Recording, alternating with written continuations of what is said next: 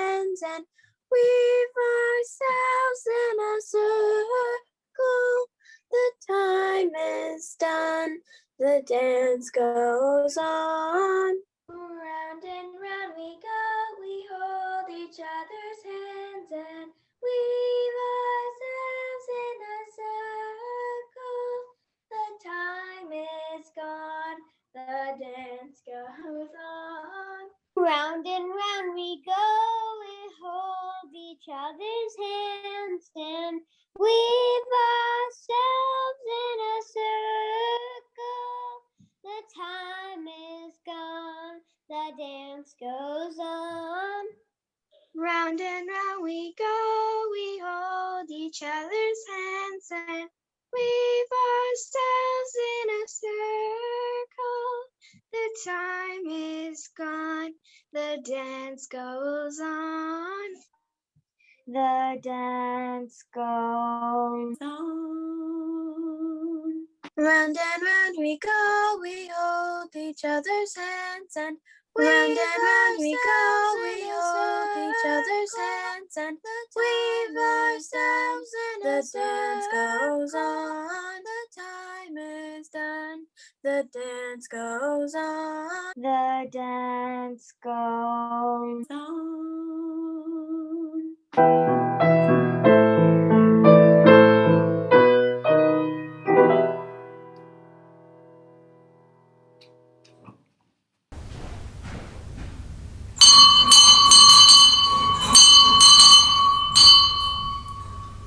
Welcome to Wellspring Wednesday. I hope that you will join us in singing songs and lighting the chalice and moving a little closer at story time. It is a joy to be here together with you. This weekend I found myself with my family once again laughing at the misfortune of others.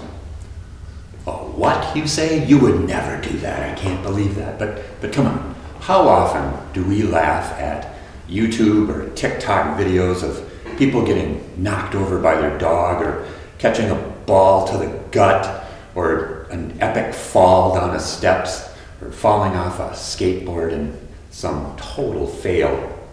And we laugh because it's funny. Why do we think that's funny? I think it's funny because we see ourselves in it. We see this happens to us. We know that we get embarrassed, that we have these fails, and it reassures us. And there's also a relief because we have the sense that they're really okay, that they really do pick themselves up and dust themselves off with a few scratches. But our relief is that they get through it, and we will too. Which is different than those times we see things where we can tell they're not all right, and that there actually is suffering, that there is pain. And in these times, I think, we feel a different thing. We also feel it could be us, but we feel that suffering and it opens our hearts. And it opens our hearts to be there for each other. Come, let us worship together.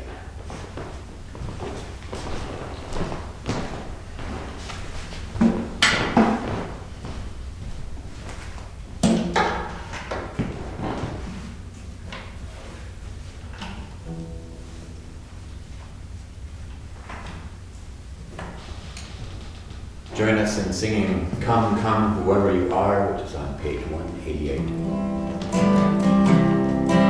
Come, come, whoever you are, wanderer, worshiper, lover of being.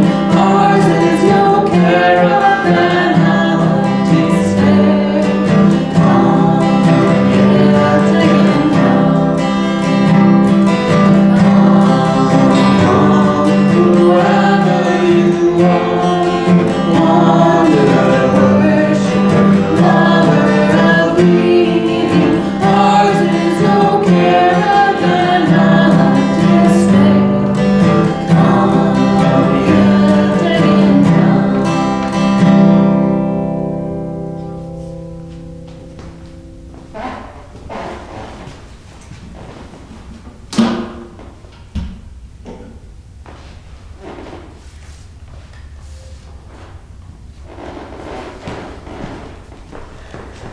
Each week, we ask Unity families to share their joys and sorrows, concerns, blessing, gifts, and the challenges that they have with us over email, so that we can bring those real stories of our lives into this place, so we can celebrate together, so that we can give each other support and hold on to each other in love. This week, we asked families with 8th graders in religious education to share what is on their hearts and minds on this March day that is letting us all think with hope about the coming of spring. This is from Lisa Lyons and family, son Horace, daughters Juno and Jana. Our surprising joy is that we had the best ever mushroom soup with tiny pieces of delicious pasta last night. None. And our sorrow is that we're struggling with technology, its overuse, and addiction issues that it is creating. From Alethea Dua, I'm letting you know that my joy is that my son Winston celebrates his 14th spin around the sun on the 11th, Thursday. He is a joy, and while he might be annoyed with me for sending this, he is my joy. Alethea also sends joy for all we are still doing together here at Unity. Laura Capistrand, along with husband Josh and kids Isaac and Thea, writes, "A joy in our household is that all of our kids' grandparents have received at least one dose of the COVID-19 vaccine. And that means we can look forward to being able to spend time with them this spring." In Unity Church, all of us here remember that nearly a year ago, many across the world watched the suffering of George Floyd as he died in police custody. It was and is an unendurable sorrow for the Floyd family, for our community, for the entire country. And as the trial begins this week to seek justice for his wrongful death, we hold on to that suffering because we cannot forget. We stand together in hope that we will, one day, soon, stop seeing these awful tragedies and the suffering of those people we continue to oppress. And still, we hope for joy in the wake of justice to come. Will you join me in prayer?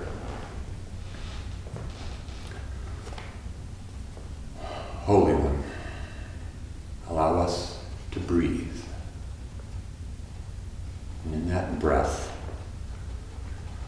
pause our busy minds, our busy hands, to hear each other, to hear these joys, to hear these sorrows, and to feel them, and to be open to them. And know that we must pause to acknowledge each other, that we must hold each other, that we have work to do, and that work is for us, and that work comes in our acknowledging life has suffering. We make sacrifices. We are challenged. But we hold each other with hopes of joy and peace to come. May that be so. And amen. Amen. When I breathe in, I breathe in peace. When I breathe out, I breathe out love. When I breathe in, I breathe in peace. When I breathe out, I breathe out love.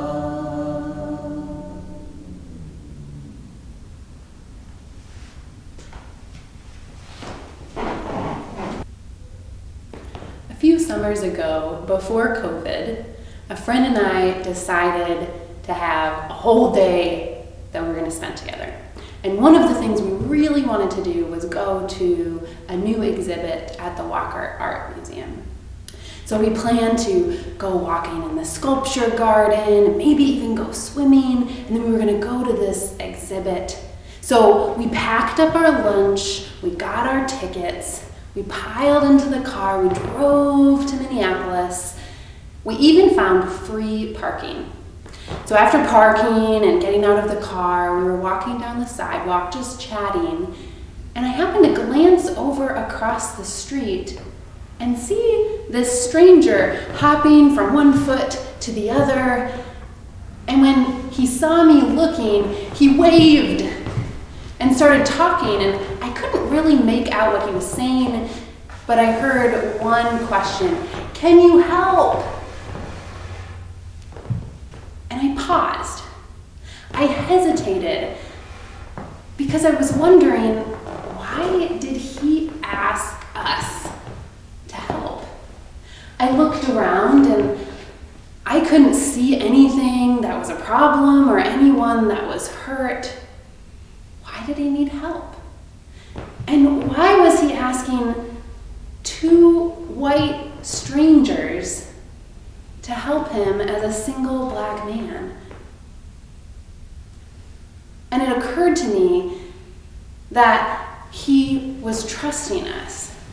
By asking us to help him, two people he didn't know that were different from him, he was offering trust. And it also occurred to me that I might not be able to see what's going on from where I was standing. That maybe there was something that he could see that was visible that he was trying to tell me about. So my friend and I, we looked at each other and we both nodded. And we walked across the street, and in that nod we agreed to offer our trust in return to him trusting us. We agreed to see what might be the problem, to try and help. When we got over there, he was telling a story about a hurt bunny, and at first I still didn't understand, but after a few moments, in the corner, the shadowy corner of this tall building we were right next to, there was a small bunny that could fit in the side in one hand, one of my palms. And the bunny wasn't moving other than shaking in fear probably, but also we realized pain. This bunny was hurt. And the man said, "The bunny's leg is injured. Can you help?" And I said, yes. I said yes, even though I knew that our whole day that my friend and I had been planned would now be disrupted. And I said yes, even though it really didn't seem likely that this bunny would be able to live, right? It was in the middle of concrete and asphalt. There was no grass anywhere. I didn't know, how did this bunny get here even? But I said yes, because this man had seen a suffering living being and invited people he didn't know to try and help because of how important it was to him to care for this bunny. So my friend got out her phone and called to look around for a animal rescue shelter and finally found one. Well, I went back to my car and picked out a wooden crate, just like this one. The man gently leaned down and very carefully placed the bunny into the crate. We looked at the bunny, we looked at each other, and he said, "I think the bunny's thirsty." So I grabbed the cap from a water jug in my car. I poured a little water in it and I set it down right next to the bunny. The bunny sniffed at it, but didn't seem to drink anything. So the man said, "I think the bunny might be hungry." And so he went and picked some greens that were growing up in the sidewalk, and I broke off some pieces of carrot for my lunch and put it around the bunny. And now some of you might be thinking, well, it doesn't really seem like the bunny wants to eat or drink anything. And you're probably right. I think the bunny was too hurt. But it was what we could do to try and offer some comfort while this bunny was suffering. So once my friend had found the address, we all got in the car, and the man sat with the crate very carefully on his lap. And we drove to the animal rescue shelter, and we gave them our bunny. And they told us the hard news. They said that they couldn't help the bunny survive. And if we wanted to try and see if the bunny could live, we should bring the bunny to the nature reserve. So they gave us the address, and we got back in the car, sat very carefully with the bunny in our laps, and we drove to the nature reserve. And when we got there, we gave them our bunny. And the woman took the bunny and brought the bunny to the veterinarian and said that they would try to do whatever they could to help the bunny live. We don't know if the bunny lived or died, but we do know that the veterinarian and all of the people at the nature reserve was going to offer comfort and care to ease the bunny's suffering. So we decided, since we were all the way at the nature reserve, to go walking around and see the different plants and trees and go into the lodge and look at the exhibit that was there. We thought about the bunny and we prayed for the bunny, and we also laughed and joked and enjoyed getting to know each other as friends. So we piled back into our car and drove back to the spot where we met, and we decided to all go to the museum exhibit, now the three of us together. And while spending the rest of the day with this new friend we had made, I remember thinking about how grateful I was that he had asked my friend and I, he had invited us in to help, because he had seen suffering that was not visible to us, and that the suffering of this living being was so important that he reached across difference, he reached toward strangers, so that together we could try and care. May it be so, and amen.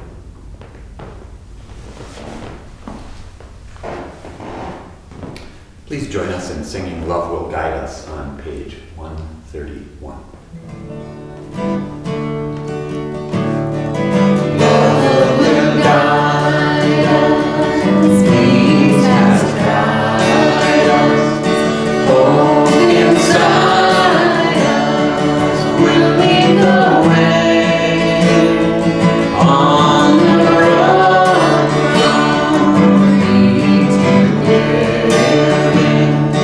Love will guide us through the dark night. If you cannot speak like angels, if you cannot speak before thousands, you can give them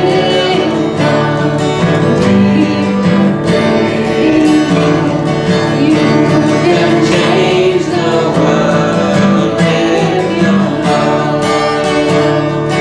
Love will guide us, peace has guided us, hope inside us will lead the way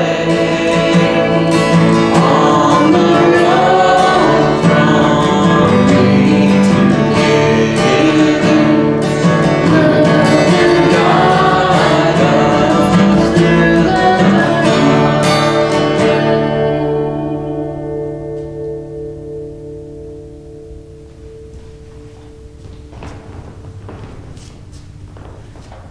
When someone points out the suffering that is around us, the suffering that we were not able to see before, that's when we should interrupt our lives. even if it seems hopeless, especially across difference. May we offer what we have and build a community and culture of care. Let us go forth and do so. Amen.